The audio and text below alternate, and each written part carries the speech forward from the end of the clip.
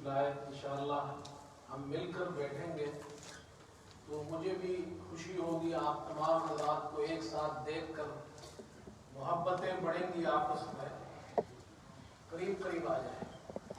جو بزرگ حضرات ہیں وہ تو ٹیک لگاتے ہیں، کرسی پہ بیٹھتے ہیں، جو جوان حضرات ہیں وہ تو ابھی جوان ہیں، ان کی ٹیک لگانے کی عمر بہت بعد میں آئے گی انشاءاللہ۔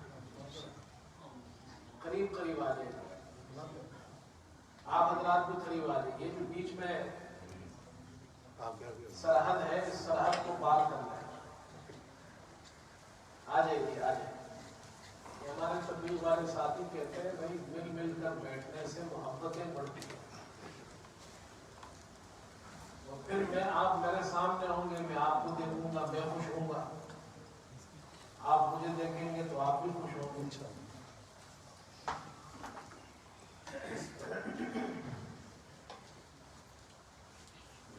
الحمد لله نحمده ونستعينه ونستغفره ونؤمن به ونتوكل عليه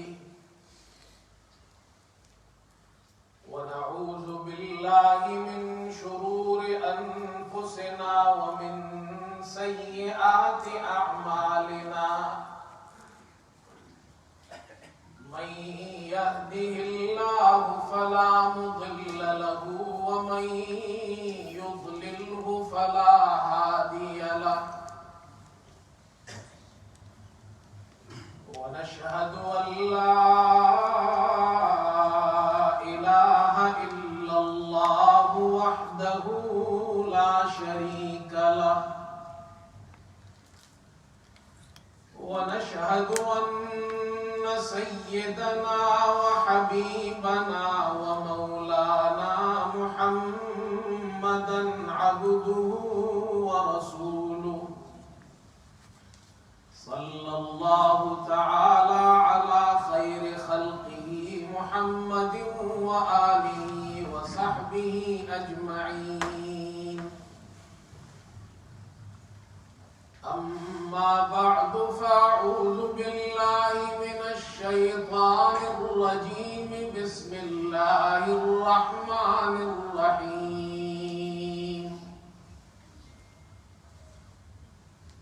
ولا تقولوا لمن يقتل في سبيل الله أموات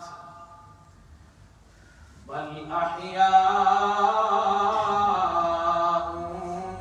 ولكن لا تشعرون، وقال رسول الله صلى الله عليه وسلم: الحسن والحسين سيدا شباب أهل الجنة، أو كما قال رسول الله صلى الله عليه وسلم۔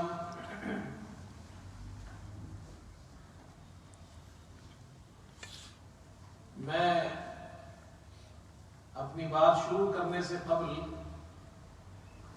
چند اشعار آپ کے سامنے پیش کر رہا ہوں۔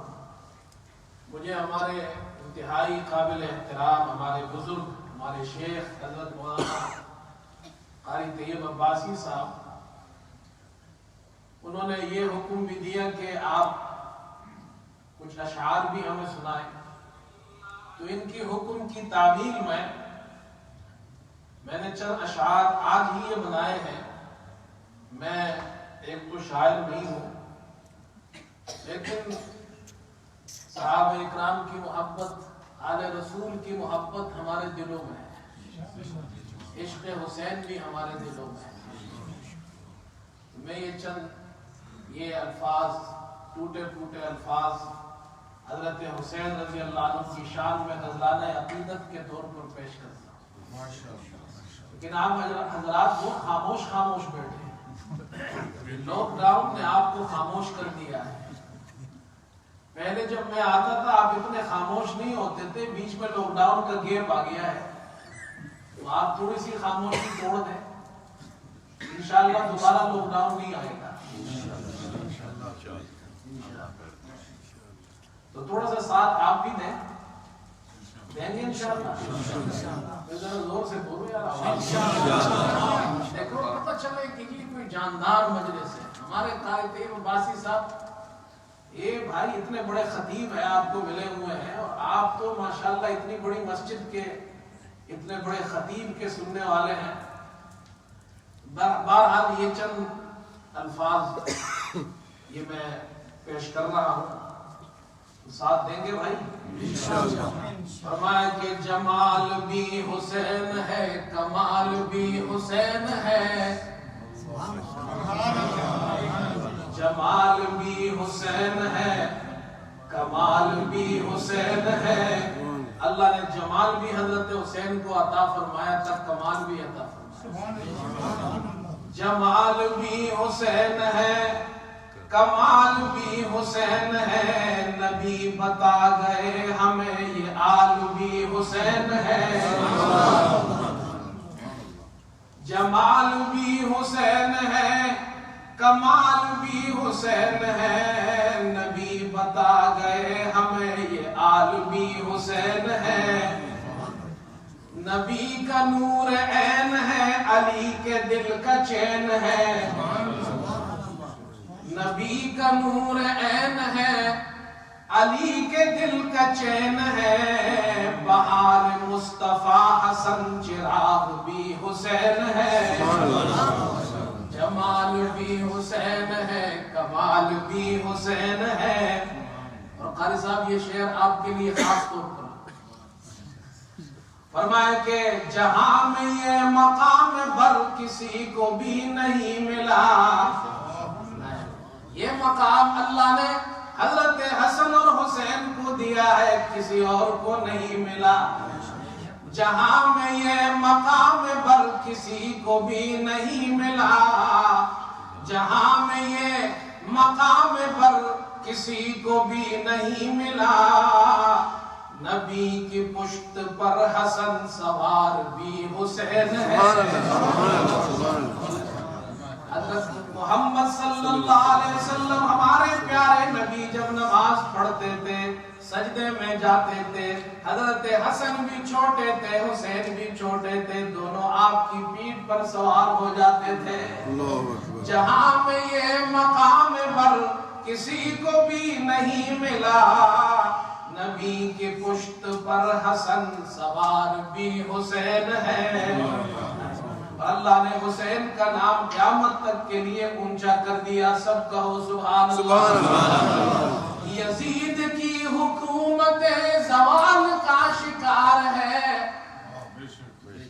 یزید کی حکومت ختم ہو گئی، نام اس کا مٹ گیا. حضرت حسین زندہ و جاوید ہے. حضرت حسین کا نام آسمان کی بلندیوں پر ہے. یزید کی حکومت زوال کا شکار ہے. عرب عجم کے دیس کا شعار بھی حسین ہے. جمال بھی حسین ہے، کمال بھی حسین ہے. نبی بتا گئے ہمیں یہ آل بھی حسین ہے. اور عطا کا یہ مزاج ہے، عطا کا یہ مزاج ہے، عطا کا یہ کلام ہے. یہ ٹوٹا پھوٹا سا کلام ہے. عطا کا یہ مزاج ہے، عطا کا یہ کلام ہے. میرا قلم حسین ہے، مقال بھی حسین ہے. میرا قلم حسین ہے، مقال بھی حسین ہے. جمال بھی حسین ہے، کمال بھی حسین ہے. نبی بتا گئے ہمیں یہ آل بھی حسین ہے. درود شریف پڑھ لیں. اللہم صلی اللہ علیہ وسلم.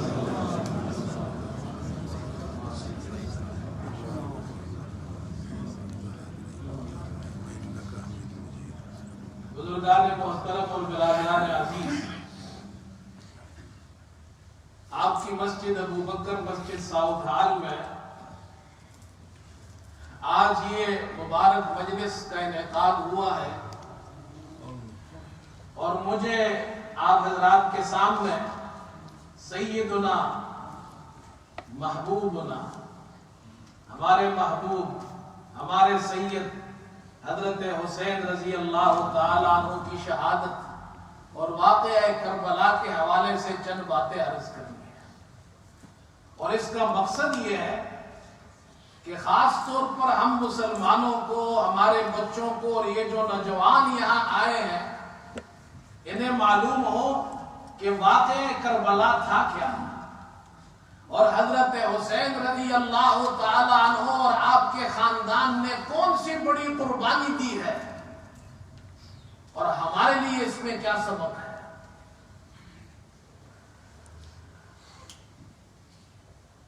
سن 60 ہجری ہے، رجب کا مہینہ ہے، حضرت معاویہ رضی اللہ تعالی عنہ کا انتقال ہو جاتا ہے۔ اللہ تعالیٰ نے آپ کو یہ اعزاز عطا فرمایا کہ آپ 20 سال تقریباً خلفائے راشدین کے دور میں شام کے گورنر رہے، اور پھر حضرت علی رضی اللہ تعالی عنہ کے بعد 20 سال آپ کی خلافت ہے۔ رجب کا مہینہ ہے، سن 60 ہجری میں انتقال ہوا تو یزید تخت نشین ہوا، اور اس نے اپنے لیے بیعت لینا شروع کی۔ مدینے کے گورنر کو کہا حضرت حسین سے بھی بیعت لے لو۔ حضرت حسین رضی اللہ تعالی عنہ نے یزید کی بیعت نہیں کی۔ یہ حضرت حسین اور عبداللہ ابن زبیر یہ دونوں حضرات مدینے سے مکہ آ گئے، اور جب یہ مکہ پہنچے تو شعبان کی 2 تاریخ تھی۔ یزید نے بیعت کیوں نہیں کی؟ تو حضرت حسین نے یزید کی بیعت کیوں نہیں کی؟ اس کی وجہ یہ تھی کہ حضرت حسین رضی اللہ تعالی عنہ کی رائے یہ تھی، حضرت حسین رضی اللہ تعالی عنہ معمولی ہستی نہیں، نواسہ رسول ہے۔ صحابہ جانتے تھے کہ آپ کا مقام کیا ہے، آپ کی رائے کا احترام تھا۔ اس وقت دنیا میں مسلمانوں کی حکومت 64 لاکھ تقریباً 64 لاکھ مربع میل آدھی دنیا سے زیادہ پر تھی۔ آدھی دنیا سے زیادہ مسلمان جانتے تھے کہ حسین کی رائے کتنی وزنی ہے۔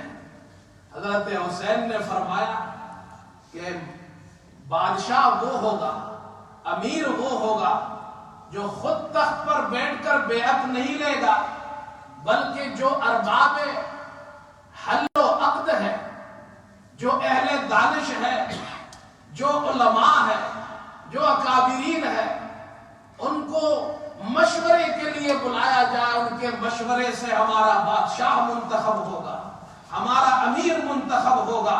یہ نظریہ تھا حضرت حسین رضی اللہ تعالی عنہ کا۔ آپ نے یزید کی بیعت نہیں کی۔ مکہ پہنچ گئے، 2 شعبان کو پہنچے۔ شعبان کا مہینہ، رمضان کا مہینہ، شوال کا مہینہ، ذوالقعدہ کا مہینہ، 4 مہینے آپ مکے میں رہے، اور اس دوران جو کوفہ کے لوگ تھے انہوں نے آپ کو ہزاروں خطوط بھیجے۔ وہ اتنے خطوط تھے کہ حضرت حسین رضی اللہ تعالی عنہ تھیلے بھر بھر کر اپنے ساتھ کربلا لائے تھے، اور انہوں نے کہا کہ ہم یزید کے ہاتھ پر بیعت نہیں کرتے، آپ کوفہ تشریف لائے، ہم آپ کے ہاتھ پر بیعت کے لیے تیار ہیں۔ حضرت حسین رضی اللہ تعالی عنہ نے کوفہ کا ارادہ کیا، اور آپ کے رشتہ داروں نے، اصحاب رسول نے آپ کو جانے سے روکا، کیونکہ صحابہ آپ سے محبت کرتے تھے۔ اس وقت روئے زمین پر حضرت حسین وہ ہستی تھی جو تمام صحابہ رضی اللہ عنہم اجمعین، تمام اہل بیت اور آپ کا خاندان، رسول اللہ صلی اللہ علیہ وسلم کے صحابہ جانتے تھے کہ اس وقت آپ سے بڑا مقام کسی کا نہیں ہے۔ وہ آپ سے محبت کرتے تھے، کیسے محبت نہ کرے۔ انہوں نے اللہ کے رسول کو حضرت حسین سے محبت کرتے ہوئے دیکھا تھا۔ اللہ کے رسول صلی اللہ علیہ وسلم کبھی یہ ارشاد فرماتے تھے، من احبہما فقد احبنی ومن ابغضہما فقد ابغضنی۔ جس نے حسن حسین سے محبت کی اس نے مجھ سے محبت کی، جس نے ان سے بغض رکھا اس نے مجھ سے بغض رکھا۔ اللہ کے رسول صلی اللہ علیہ وسلم جمعے کا خطبہ دے رہے ممبر پر، آپ جمعے کا خطبہ دے رہے ہیں، حضرت حسن اور حسین بچے ہیں، وہ اندر تشریف لائے، چھوٹے تھے تو گرتے تھے، پھر کھڑے ہوتے پھر گر جاتے۔ اللہ کے رسول اپنے نوازوں کو دیکھ رہے ہیں، آپ نے خطبہ روکا، نیچے اترے، حسن حسین کو اٹھایا، ان کو بٹھایا، پھر آئے، پھر خطبہ شروع فرمایا اللہ نے سچ کہا، انما اموالکم و اولادکم فتنہ، تمہارا مال اور تمہاری اولاد تمہارے لیے آزمائش ہے۔ میرے یہ نواسے گر رہے تھے، مجھ سے صبر نہیں ہوا، میں خطبہ چھوڑ کر ان کو بٹھانے چلا گیا۔ یہ اللہ کے رسول کی محبت تھی حسنین سے، صحابہ ان سے محبت کرتے تھے۔ عبداللہ ابن عباس تشریف لائے، کہا اے حسین کوفہ مت جاؤ، کوفہ مت جاؤ۔ عبداللہ ابن زبیر آئے، انہوں نے کہا یہ کوفے والے لوگ وہ ہیں جنہوں نے تمہارے ابا جان کو قتل کیا تھا، تمہارے بھائی جان کو طعنہ دیا تھا۔ دوسرے صحابہ آئے، عبداللہ ابن عمر آئے، انہوں نے آپ کو روکنے کی کوشش کی۔ حضرت حسین رضی اللہ تعالی عنہ نے ارادہ کر لیا تھا، آپ نے ارشاد فرمایا کہ مجھے وہاں جانا ہے، مجھے وہاں جانا ہے۔ آپ وہاں نکلے، حضرت عبداللہ ابن عباس آئے، کہا اگر جانا ہے تو اپنے خواتین کو اور بچوں کو ساتھ نہ لے جائے، لیکن آپ اپنا قافلہ لے کر نکل پڑے، کوفے کے لیے روانہ ہو رہے ہیں۔ لیکن روانہ ہونے سے پہلے جب آپ مکے میں تھے تو آپ نے اپنے چچزاد بھائی حضرت مسلم ابن عقیل کو کوفہ بھیجا کہ حالات معلوم کریں، وہاں حالات کیسے ہیں۔ مسلم ابن عقیل کوفہ پہنچتے ہیں، جب کوفہ پہنچے، کوفہ کے لوگ آپ کے ارد گرد جمع ہو جاتے ہیں، اور مورخین نے لکھا ہے لوگ آتے جاتے ہیں، آپ کے ہاتھ پر حضرت حسین رضی اللہ تعالی عنہ کے لیے بیعت کرتے ہیں، یہاں تک کہ 18,000 افراد آپ کے ہاتھ پر بیعت کر لیتے ہیں۔ اس دور میں 18,000 افراد بہت زیادہ بڑی جماعت سمجھی جاتی تھی، دنیا میں اتنے لوگ نہیں ہوتے تھے جتنے آج ہیں، پاپولیشن اتنی بڑی نہیں تھی۔ 18,000 افراد، اتنی بڑی تعداد میں لوگوں نے ان کے ہاتھ پر بیعت کر لی۔ یزید کو معلوم ہوا، اس نے کوفہ کے حاکم نعمان بن بشیر کو اس کو بدل کر عبید اللہ ابن زیاد کو وہاں نیا حاکم مقرر کیا۔ یہ بڑا سخت دل اور ظالم انسان تھا، اس ظالم نے کوفے میں بڑا ظلم کیا۔ کربلا کا ظلم تو بعد میں ہوا، اس سے پہلا ظلم تو کوفے میں ہوا ہے۔ آج ہمارے بچوں کو یہ باتیں نہیں معلوم کہ ان ہستیوں نے کتنی بڑی قربانیاں دی ہیں۔ جب یہ عبید اللہ ابن زیاد آیا تو اس نے کوفے کے بڑوں کو، سرداروں کو، وہاں کے وڈیروں کو جمع کیا، ان کو دمکایا، ان کو دھمکیاں دی، لالچ دی، مال پیش کیا، جو تمہارے 18,000 نوجوان مسلم ابن عقیل کے ساتھ ہیں ان کو روکو ورنہ میں سب کو ختم کر دوں گا۔ یہ لوگ آئے، انہوں نے ان نوجوانوں کو، اس جماعت کو حضرت مسلم ابن عقیل سے الگ کیا۔ پھر ایسا وقت آیا کہ رات ہوئی اور مسلم ابن عقیل کوفے کی گلیوں میں اکیلے رہ گئے، ایک آدمی بھی آپ کا ساتھ دینے کو تیار نہیں ہے۔ کوفہ کے لوگوں نے آپ سے غداری کی، بے وفائی کی، اور حضرت مسلم ابن عقیل کوفے کی گلی میں جا رہے ہیں، راستہ نہیں معلوم۔ ایک گھر کے دروازے پر ایک عورت بیٹھی ہے، وہ بوڑھی عورت اپنے بیٹے کا انتظار کر رہی ہے۔ مسلم ابن عقیل وہاں پہنچتے ہیں، ان سے پانی مانگتے ہیں، پانی پیتے ہیں۔ وہ عورت کہتی ہے چلی جا، تو یہاں سے چلا جا، تو یہاں سے چلا جا۔ مسلم ابن عقیل بیٹھے ہوئے ہیں، کہا مجھے پناہ چاہیے، میں مسلم ابن عقیل ہوں۔ اور اس عورت کا نام توعہ تھا۔ توعہ ایک بوڑھی عورت ہے۔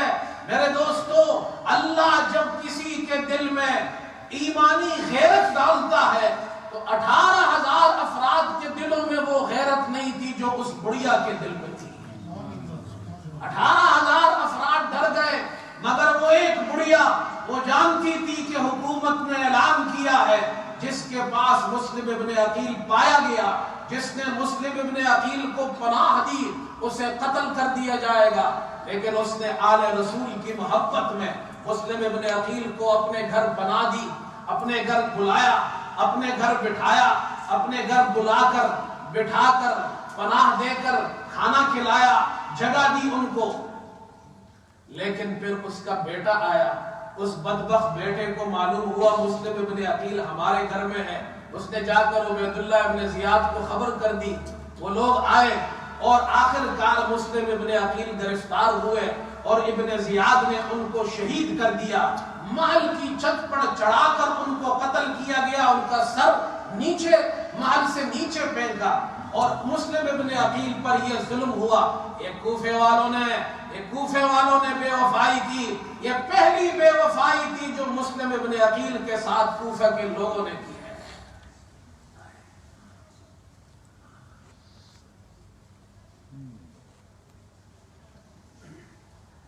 فرمایا کہ تجھے او بے وفا ہم زندگی کا آسرا سمجھے، بڑے نادان تھے ہم ہائے سمجھے بھی تو کیا سمجھے۔ تجھے او بے وفا ہم زندگی کا آسرا سمجھے، بڑے نادان تھے ہم ہائے سمجھے بھی تو کیا سمجھے۔ ان لوگوں نے یہ بڑی بے وفائی کی۔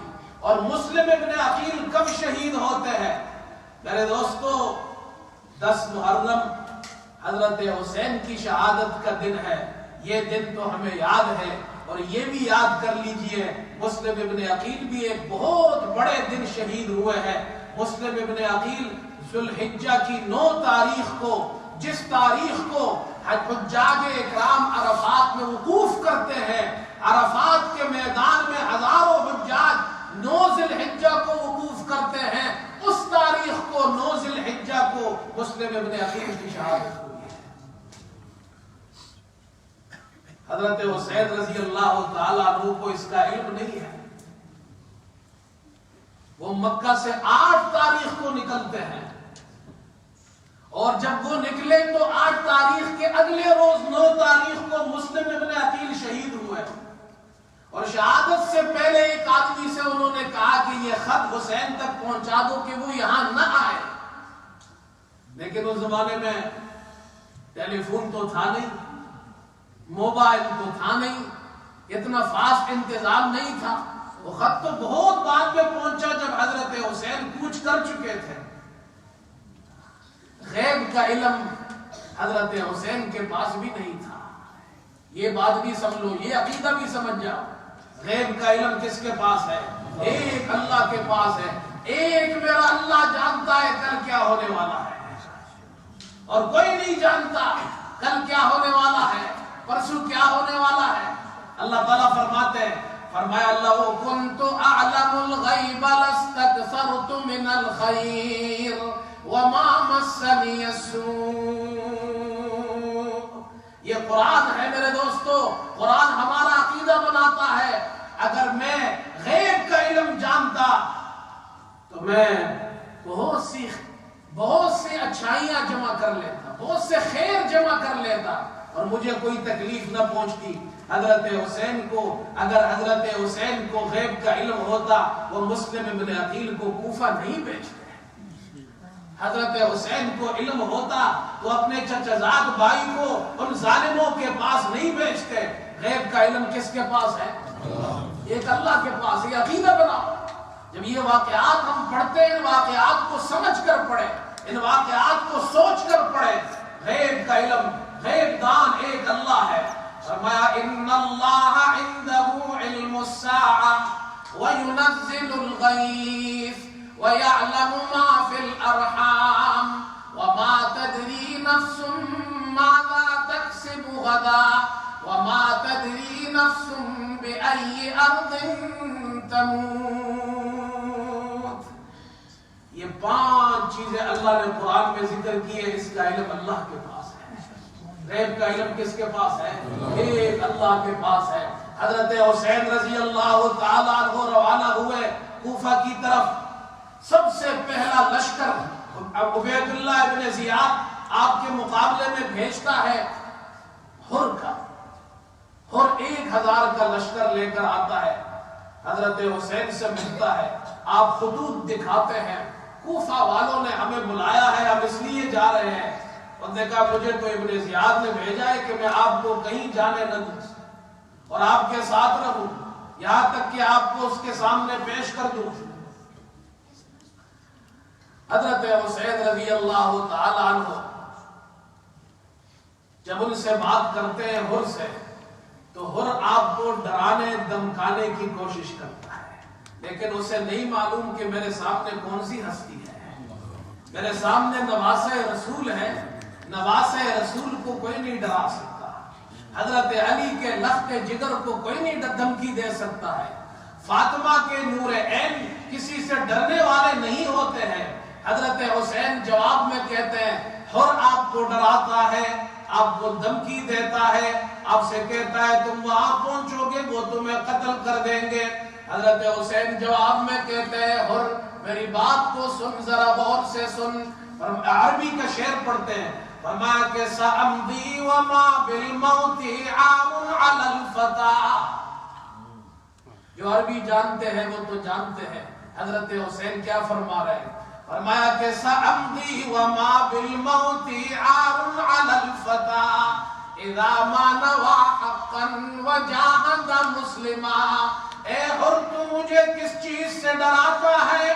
میں تو اس راستے پر نکلا ہوں، میرا بھائی مسلم ابن عقیل شہید ہو گئے ہیں، اب دنیا میں کوئی خیر نہیں، ہمارے لیے بھی زندہ رہنا کوئی اچھی بات نظر نہیں آتی۔ میرے بھائی کو ظالموں نے ظلماً شہید کر دیا، اور سأمضی وما بالموت عار علی الفتى اذا ما نوى حقا وجاهد مسلما۔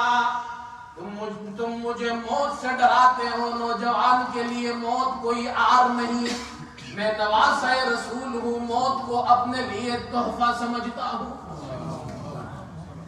میں حضرت علی کا بیٹا ہوں، موت سے ڈرنے والا نہیں۔ سأمضی وما بالموت عار علی الفتى، میرے جیسے نوجوان کو اذا ما نوى حقا وجاهد مسلما، جس نے اچھی نیت کی ہے اور اللہ کے راستے میں مسلمان بن کر جہاد کر رہا ہے، میں اپنے لیے موت کو تحفہ سمجھتا ہوں، موت کو اپنے لیے عار نہیں سمجھتا۔ یہ حضرت حسین ہے، اور بھی سمجھ گیا 1000 کی فوج سے بھی یہ ڈرنے والا نہیں ہے۔ آپ روانہ ہوتے ہیں،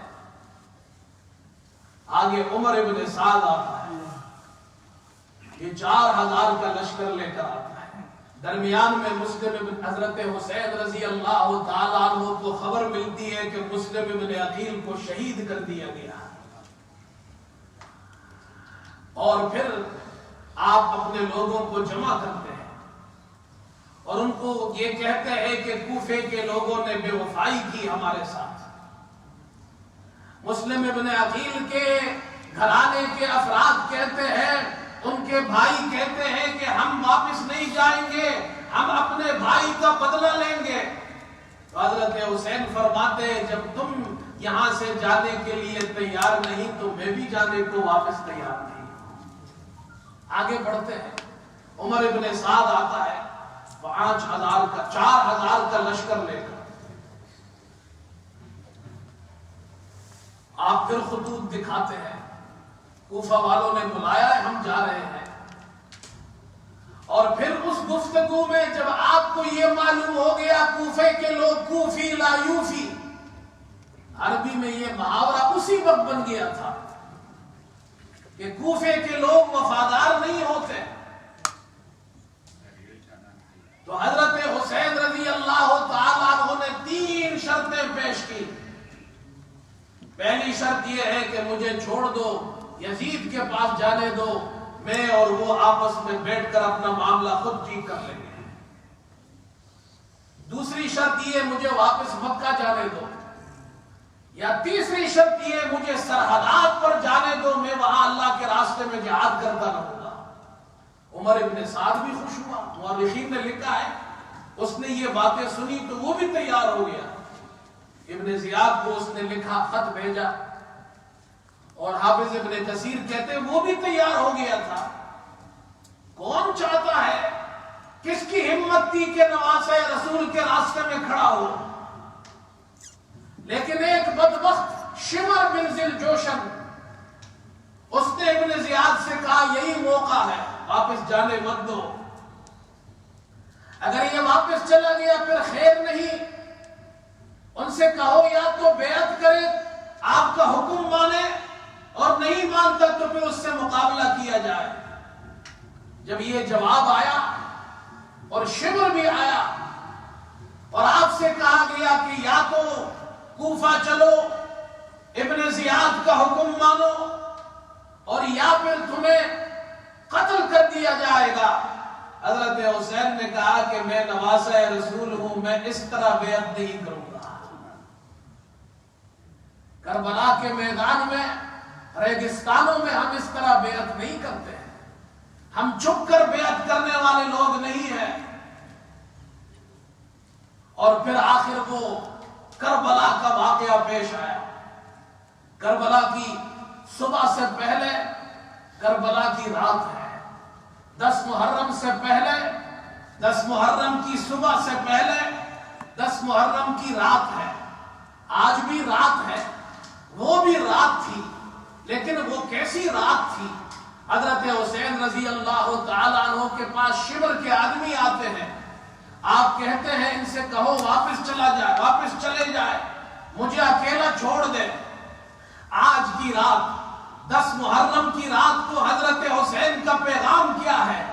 حضرت حسین فرماتے ہیں لوگوں مجھے اکیلا چھوڑ دو، آج 10 محرم کی رات ہے، ہمارے یہاں کچھ لوگ 10 محرم کی رات کو حلیم پکاتے ہیں، کچھ 10 محرم کی رات کو کھانے پکاتے ہیں، کچھ دیگ چڑھاتے ہیں، کچھ حلوہ پکاتے ہیں، پتہ نہیں کیا کیا پکاتے ہیں۔ ایک کربلا میں حضرت حسین ہے اور 10 محرم کی رات ہے۔ حضرت حسین فرماتے ہیں مجھے چھوڑ دو، ان سے کوئی بات مت کرو، انی احب الصلاۃ والدعاء وتلاوۃ القرآن، میں 10 محرم کی رات کو، تمہیں معلوم ہے مجھے نماز سے محبت ہے، مجھے دعا اور اللہ کے سامنے گریہ و زاری سے محبت ہے، مجھے تلاوت قرآن سے محبت ہے۔ نوجوانوں کے لیے پیغام ہے کہ جو حسین سے محبت کرتا ہے وہ 5 وقت کی نماز پڑھے گا، کہو ہم پڑھیں گے انشاءاللہ۔ جو حسین سے محبت کرتا ہے وہ اللہ کے سامنے گریہ و زاری کرے گا، کہو ہم اللہ سے مانگیں گے، کسی اور سے نہیں مانگیں گے۔ جو حسین سے محبت کرتا ہے وہ قرآن کی تلاوت کرے گا، کہو انشاءاللہ ہم قرآن کی تلاوت کریں گے۔ قرآن سیکھو میرے دوستو۔ حضرت حسین نے 10 محرم کی رات قرآن کو پڑھتے پڑھتے گزاری ہے، نماز پڑھتے پڑھتے گزاری ہے، دعا کرتے کرتے گزاری ہے۔ مسجد میں نماز پڑھنا، قالین پر نماز پڑھنا، نوجوانوں اللہ نے تمہیں 2 ٹانگیں دی ہے، طاقت دی ہے، گاڑیاں تمہیں دی ہے، فراٹے بھرتے ہو، تم گاڑیاں چلاتے ہو، کبھی اپنی گاڑی کا رخ ابو بکر مسجد کی طرف بھی موڑ لیا کرو۔ جب اذان کی آواز سنو تو آؤ، کربلا کے ریگستان پر نہیں، ابو بکر مسجد کے اس نرم سے قالین پر بھی نماز پڑھ لیا کرو۔ آج لوگ کہتے ہیں I am the true lover of Hussein, I am the true lover of Hassan, I am the true lover of Ali. Oh, if you are the true lover of Hussein, you will perform 5 times daily prayer. اگر تم حضرت حسین کے سچے عاشق ہو تو تم نماز پڑھو گے، اگر تم حسین کے عاشق ہو تو تم قرآن پڑھو گے، اگر تم حسین کے عاشق ہو تم اللہ کے سامنے گڑ گڑا کر سجدے میں آنسو بہاؤ گے۔ حضرت حسین نے 10 محرم کی رات گزاری، دیکھا بہن رو رہی ہے، بہن کو پتا چلا، زینب کو پتا چلا بھائی شہید ہونے والا ہے، حضرت حسین بہن کے پاس آئے، بہنوں کو بھی دین سکھایا کرو، یہ بھی حضرت حسین کی سنت ہے، بہنوں کو بھی دین سکھایا کرو، یہ بھی حسینی سنت ہے، ہم حسینی ہیں، سب کہو ہم حسینی ہیں، الحمدللہ ہم حسینی ہیں، حضرت حسین کے نقش قدم پہ چلنے والے ہیں۔ حضرت حسین آئے، زینب بے ہوش ہو گئی، پتا چلا شمر آیا ہے، 5000 کی فوج نے ہمارے نرخے میں لے لیا ہے، بھائی کو قتل کرنے لگے ہیں۔ رات کو وہ یہ سن کر رونے لگی، روتے روتے بے ہوش ہو گئی۔ حضرت حسین آئے، بہن کو ہوش میں لائے۔ جب ہوش میں آئے تو حضرت حسین اپنے بہن کو کیا تعلیم دیتے ہیں؟ اللہ اکبر۔ وہ الفاظ آپ سنیں، حافظ ابن کثیر نے وہ الفاظ کہے، اے میری بہن رونا نہیں، اے میری بہن ماتم نہیں کرنا، اے میری بہن آہو فغا نہیں کرنا، ان اہل الارض یموتون، دنیا میں جتنے لوگ رہتے ہیں انہیں ایک دن مرنا ہے، دنیا میں جتنے لوگ رہتے ہیں انہیں ایک دن مرنا ہے۔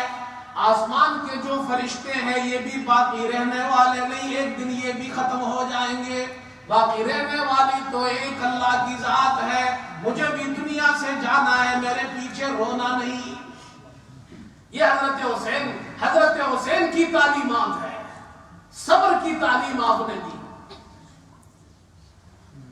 پھر صبح ہوئی 10 محرم، عاشورہ کا دن، تپتی ہوئی کربلا کی وہ ریت، وہ ریگستان، ایک طرف یہ چند افراد، دوسری طرف 5000 کا لشکر، ایک طرف چند افراد حضرت حسین رضی اللہ تعالیٰ عنہ کے ساتھ ہے، لیکن آپ بہادری دکھا رہے ہیں، آپ شجاعت کا مظاہرہ کر رہے ہیں، آپ اپنے ارادے پر پختہ ہے۔ جب ارادہ کر لو تو پھر اس پر پختہ رہو، یہ مسلمان کی شان ہے، یہ حسینی سنت ہے۔ جب ایک مرتبہ ارادہ کر لو تو پھر اس ارادے پر پختہ رہو، پھر ڈٹ جاؤ اس ارادے پر۔ حضرت حسین ڈٹ گئے، سامنے 5000 کا لشکر ہے، آمنے سامنے ہوئے، لیکن ایک عجیب منظر پھر دنیا دیکھتی ہے، زمین بھی دیکھتی ہے، آسمان بھی دیکھتی ہے، فرشتے بھی دیکھ رہے ہیں۔ ایک طرف چند افراد، ایک طرف 5000 کا لشکر، اور پھر ایک عجیب منظر نظر آتا ہے، وہ جو ہر آیا تھا 1000 کا لشکر، وہ بھی اس 5000 میں کھڑا ہے۔ اچانک وہ اپنا گھوڑا حضرت حسین کی صف کی طرف بڑھانے لگا، آگے بڑھنے لگا۔ کسی نے پوچھا، ہر کدھر جا رہے ہو؟ کس طرف جانے کا ارادہ ہے؟ ہر نے دیکھا اور پھر ہر نے جواب دیا، وہ ایسا جواب دیا جو سونے سے لکھنے کے قابل ہے۔ ہر نے کہا کہ میں اپنے لیے جنت اور جہنم میں سے کسی ایک کا انتخاب کرنے جا رہا ہوں۔ یہ کہہ کر ایڑ لگائی اور حضرت حسین کے ساتھ کھڑے ہو گئے۔ آج کے بعد میرا مرنا بھی آپ کے ساتھ ہے، میرا جینا بھی آپ کے ساتھ ہے۔ حسین کے ساتھ کھڑا ہونا آسان نہیں ہے۔ ایئر کنڈیشن میں بیٹھ کر نعرے لگانا بہت آسان ہے، اور کربلا کے ریگستان میں 5000 کے لشکر کے سامنے لشکر کو چھوڑ کر حسین کے ساتھ کھڑا ہونا، یہ ہر کا وہ کارنامہ ہے۔ مقابلہ شروع ہوا اور پھر بالآخر انہوں نے اپنی بہادری، شجاعت اور اپنی قوت دکھائی۔ ہمت نہیں تھی کہ اس آل رسول کے سامنے، اس چھوٹی سی جماعت کے سامنے بھی وہ کھڑے ہو سکے، اور کسی میں ہمت نہیں تھی کہ اکیلا مقابلہ کرنے کے لیے آگے آئے۔ حافظ ابن کثیر کہتے ہیں جنگوں میں عربوں کی یہاں عادت تھی کہ وہ جنگ شروع ہونے سے پہلے وہ چیلنج دیا کرتے تھے، تو ایک آدمی مقابلہ کرتے تھے، تو جو بھی آتا حسینی لشکر کا وہ فوجی، حضرت حسین کا وہ سپاہی، اس کا کام تمام کر دیتا۔ کسی میں ہمت نہیں تھی ان کا مقابلہ کرنے کی۔ پھر انہوں نے کہا اس طرح اگر ہم ایک جاتے گئے تو یہ تو ہمیں ختم کرتے جائیں گے، اس لیے ایک بار ان پہ حملہ کرو۔ پھر ظالموں نے ایک بار حملہ کیا۔ حضرت حسین رضی اللہ تعالیٰ عنہ کا خاندان ان کے سامنے کٹتا گیا۔ حضرت حسین رضی اللہ عنہ صرف شہید نہیں ہوئے کربلا میں، یہ یاد رکھو حضرت علی کی اولاد میں 6 بیٹے کربلا میں شہید ہوئے ہیں۔ حضرت علی کی اولاد میں 6 بیٹے کربلا میں شہید ہوئے، جن میں ایک حضرت حسین ہے۔ اور حضرت عقیل کی اولاد، حضرت عقیل حضرت علی کے بھائی ہیں، حضرت عقیل کی اولاد میں 6 شہید ہوئے ہیں کربلا میں۔ حضرت حسن کے 3 بیٹے کربلا میں شہید ہوئے ہیں۔ حضرت حسین کے 2 بیٹے کربلا میں شہید ہوئے ہیں۔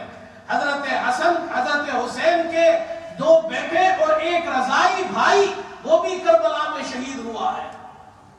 اتنا بڑا خاندان آپ کے سامنے شہید ہو رہا ہے، آپ کے بیٹے شہید ہو رہے ہیں، آپ کے بھتیجے شہید ہو رہے ہیں، آپ کے بھائی شہید ہو رہے ہیں، آپ کے رشتہ دار شہید ہو رہے ہیں، چھوٹے شہید ہو رہے ہیں، نوجوان شہید ہو رہے ہیں۔ میں آپ سے پوچھتا ہوں، اللہ نہ کرے کسی کی ایک فیملی میں کوئی ایک نوجوان قتل ہو جائے، شہید ہو جائے، حادثے میں ہلاک ہو جائے، لوگ مہینوں تک اس غم کو نہیں بھولتے ہیں۔ میرے دوستو، یہ کتنا بڑا غم تھا حضرت حسین پر کہ ان کے سامنے ان کے رشتہ دار، ان کے بھائی بھتیجے بیٹے ان کے سامنے کٹ رہے ہیں۔ یہ کتنا بڑا سینہ تھا حسین کا۔ لیکن حضرت حسین، ہائے ہائے، جو جواں بیٹے کی میت پر نہ رویا وہ حسین، جو جواں بیٹے کی میت پر نہ رویا وہ حسین، جس نے سب کچھ کھو کے پھر بھی کچھ نہ کھویا وہ حسین۔ یہ حسینی سنت ہے۔ جب ارادہ کر لیا ہے، جب ایک بات پر ڈٹ گئے ہیں، جب اپنے لیے راستے کا انتخاب کر لیا ہے، پھر اس کے لیے ہر قسم کی قربانی دینے کو تیار ہے۔ اور میں آپ کو اس حسین سے جو نواسے رسول ہے، اس حسین سے ایک دوسرے حسین کی طرف لانا چاہتا ہوں۔ تھوڑی دیر کے لیے ان حسین سے دوسرے حسین کی طرف، ان حسین کا نام حسین احمد مدنی ہے، شیخ العرب والعجم ہے۔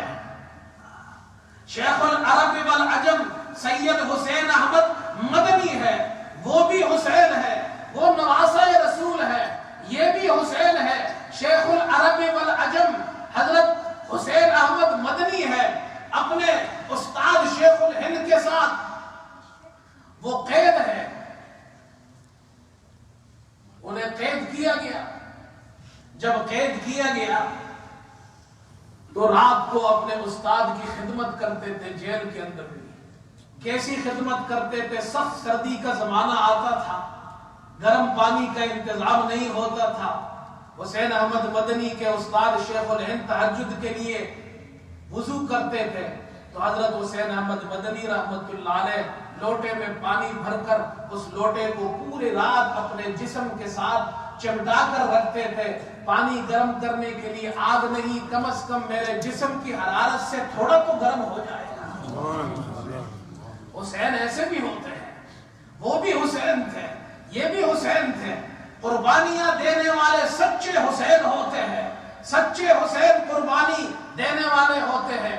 اور پھر چٹھی آئی ہندوستان سے، چٹھی آئی کہ آپ کے بیٹے کا انتقال ہو گیا ہے۔ میرے دوستو، اولاد کا انتقال ہو جائے، اولاد بیمار ہو جائے، کتنی تکلیف ہوتی ہے۔ حضرت حسین کا صبر دیکھیے، ادھر حسین احمد کا بھی صبر دیکھیے۔ اسلام ہمیں صبر کی تعلیم دیتا ہے۔ حضرت حسین چٹھی پڑھتے ہیں، بیٹے کا انتقال ہو گیا ہے، خود جیل میں ہے۔ آپ اس چٹھی کے دوسری طرف ایک شعر لکھ کر بھیج دیتے ہیں، اور وہ شعر کیا عجیب تھا۔ فرمایا کہ مصائب میں الجھ کر مسکرانا میری فطرت ہے، مصائب میں الجھ کر مسکرانا میری فطرت ہے، مجھے ناکامیوں پر اشک برسانا نہیں آتا۔ حسین رونے والا نہیں، کربلا میں بھی حسین نہیں رویا تھا۔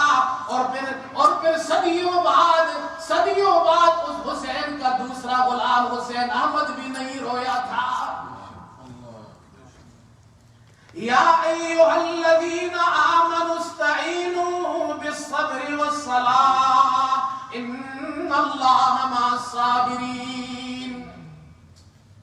یہ صبر کی تعلیم ہمیں کس نے دی ہے؟ اللہ تعالیٰ نے دی ہے۔ اور یہ حضرت حسین نے اپنے خاندان کو سکھایا، اور پھر بالآخر حضرت حسین کو بھی ان ظالموں نے شہید کیا۔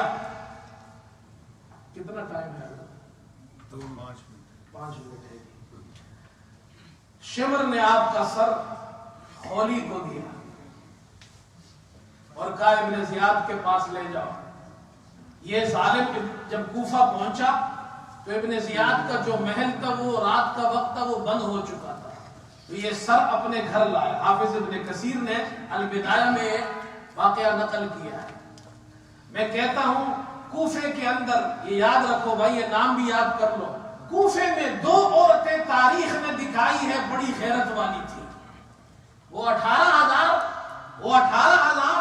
وہ بیعت کر کے پھر گئے، لیکن کوفے میں اللہ میرے دوستوں کسی میں غیرت رکھے تو عورت میں بھی رکھ دیتا ہے، نہیں رکھے تو 18,000 کوفیوں میں نہیں رکھتا ہے۔ یہ 2 بڑی غیرت مند خواتین تھی۔ ایک تو وہ عورت تھی جس نے مسلم ابن عقیل کو پناہ دی تھی، جسے معلوم تھا کہ حکومت اعلان کر چکی ہے پناہ دینے والے کو قتل کیا جائے گا، پھر بھی پناہ دی۔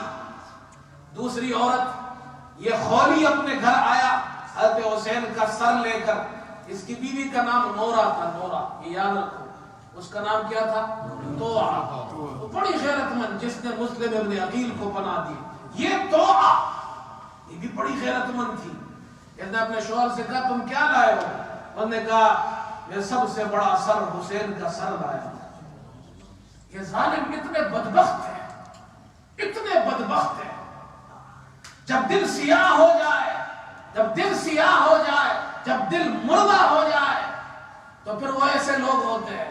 کہا میں سب سے بڑا سر حسین کا سر لایا ہوں۔ اس کی بیوی نے اس سے کہا بدبخت، لوگ گھروں میں مال لاتے ہیں، سونا لاتے ہیں، چاندی لاتے ہیں، تو ظالم نواسہ رسول کا سر لایا ہے، تو بدبخت نواسہ رسول کا سر لایا ہے۔ اور پھر اس نے وہ جملہ کہا، پھر اس نے وہ جملہ کہا، پھر اس نے اپنے شوہر کو وہ جملہ کہا۔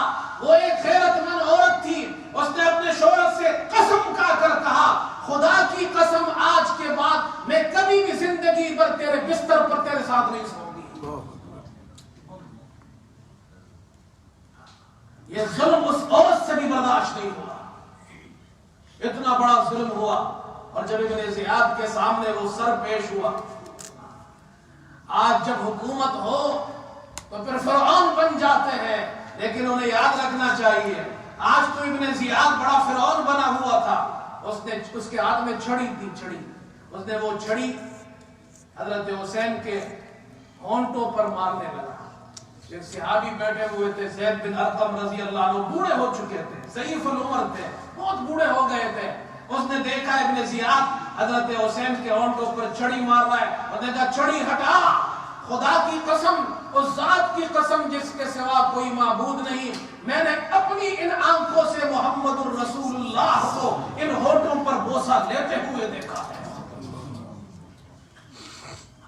اور پھر آگے حافظ ابن کثیر جب یہ واقعہ نقل کرتے ہیں تو ساتھ میں آگے یہ واقعہ بھی نقل کرتے ہیں۔ پھر ایک دور وہ آیا جب یہ ظالم مارا گیا اور ان ظالموں کے سر کوفے کے اندر رکھے گئے، ان ظالموں کے، ابن زیاد کے، ان کے ساتھیوں کے سر کاٹ کر جب کوفے میں رکھے گئے، یہ سر پڑے ہوئے تھے۔ آج تو وہ حسین کا سر لے کر آئے ہیں، لیکن پھر ان کے سر بھی کٹے۔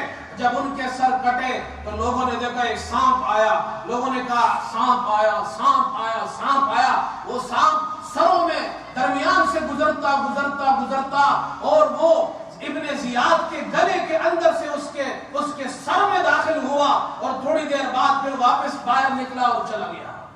اللہ نے اسے عبرت بنا دیا۔ میرے دوستو، ظلم کی رات ختم ہو جاتی ہے، مٹ گئے وہ لوگ، عزتیں ان کو نہیں ملی، عزت اللہ نے حسین کو دی ہے، عزت اللہ حق والوں کو دیتا ہے، مقام اللہ حق والوں کو دیتا ہے۔ آج حسن کا نام بھی دنیا میں زندہ ہے، حسین کا نام بھی دنیا میں زندہ ہے، لوگ ان کے نام پر اپنے بچوں کے نام رکھتے ہیں۔ یہ تھے حضرت حسن اور حضرت حسین رضی اللہ تعالی عنہ۔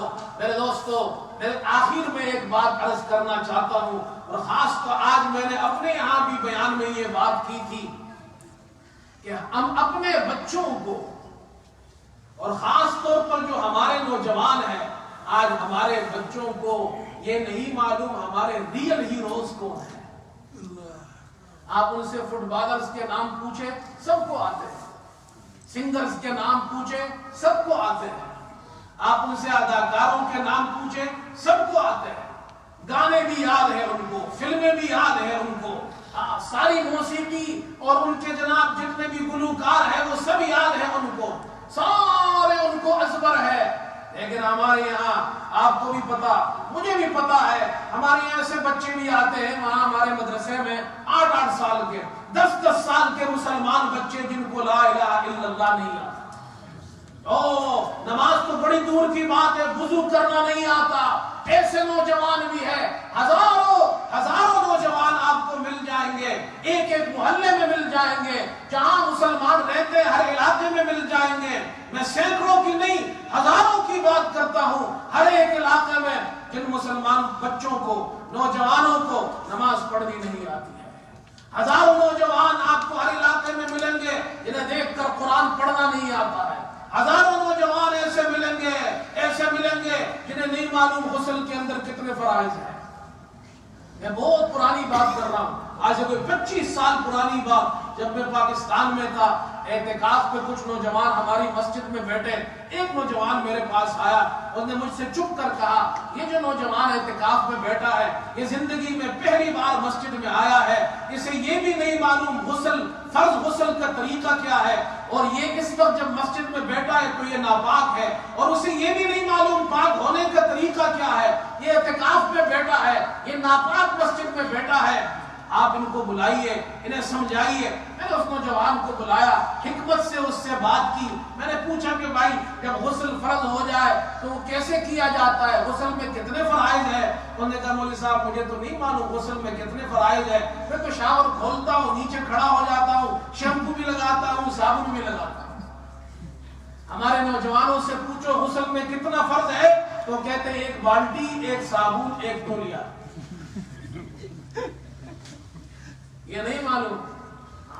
میرے دوستو، حضرت حسین رضی اللہ تعالیٰ عنہ اپنے بچوں کو بتاؤ، یہ کتابیں ملتی ہیں، حضرت خلفائے راشدین کی کتابیں، سیرت کی کتابیں، اہل بیت کی کتابیں، ازواج مطہرات، ان کے واقعات، ان کی سیرت، ان کے واقعات، ان کے فضائل جب ہمارے بچے پڑھیں گے، ہمارے بچے ان سے سیکھیں گے، ہمارے بچوں کی آنکھیں کھلیں گی، دینی غیرت ان میں پیدا ہوگی، اور اللہ ان کو دیندار بنائے گا۔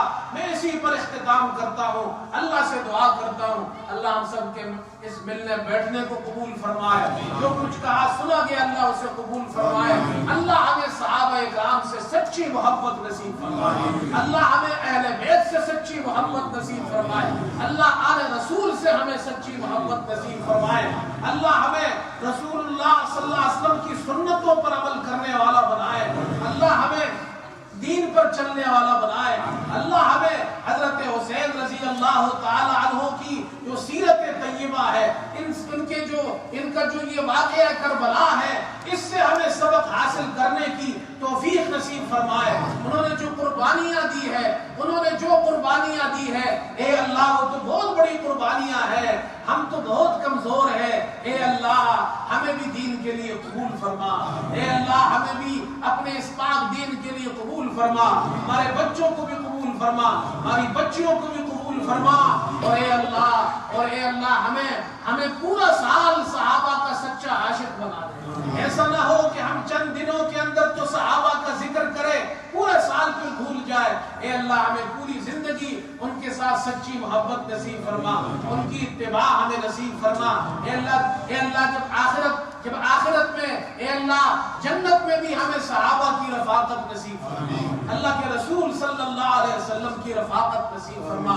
جو بیمار ہے ان کے لیے بھی دعا فرمائے، اللہ بیماروں کو کامل شفا نصیب فرما دے۔